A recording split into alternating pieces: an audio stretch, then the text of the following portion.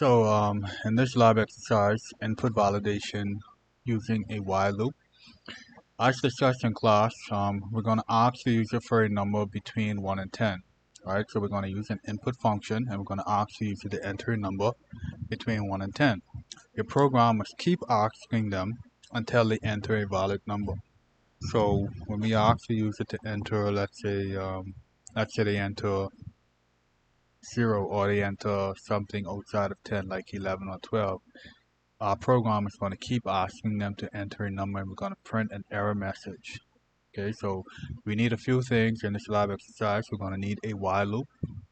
We're going to use a primitive type, and I'm going to explain what that is. And we're also going to use a conditional statement with if and else.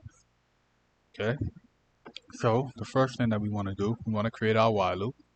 We're going to say while, and I'm going to use something called a primitive type, right? So it's basically a data type in its raw form or its true form. So I'm going to say while true, and as a result, this loop is always going to be true.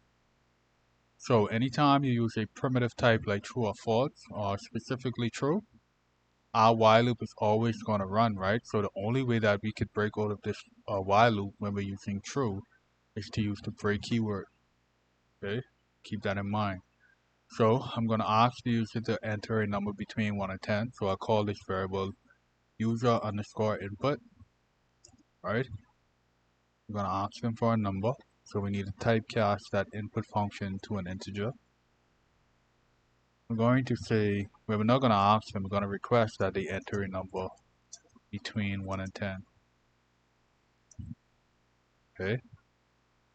Next, we need a conditional statement, right? Because we want to check if that number is actually between 1 and 10. If it is, that's the only way that we're going to break out of that loop. So we're going to say if user input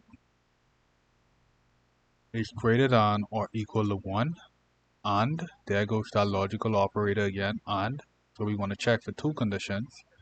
If it's greater than or equal to 1, or if user input is less than or equal to 10, right? And so if that condition is true, we're going to print back to the user that that number is valid. So we're going to say number is valid.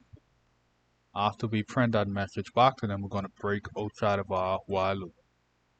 Okay, so again, we're only going to break outside of this while loop by using the break keyword. If that condition isn't true, we want to keep printing back an error message. And notice that I'm not inside of my if-else statement, my if statement anymore. Right, so I'm outside of my if statement and I want to print error. Just error. That's it. Okay, and so let's run our program.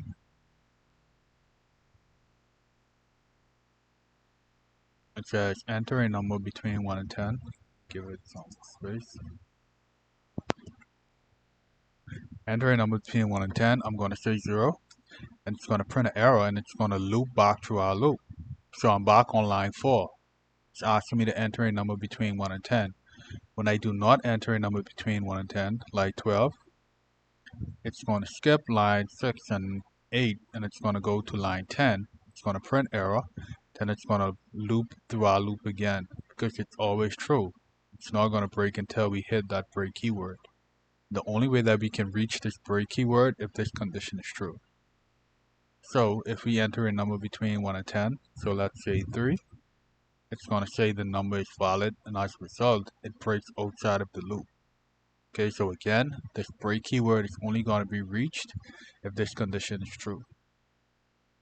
Okay, and that is lab exercise input validation using a while loop.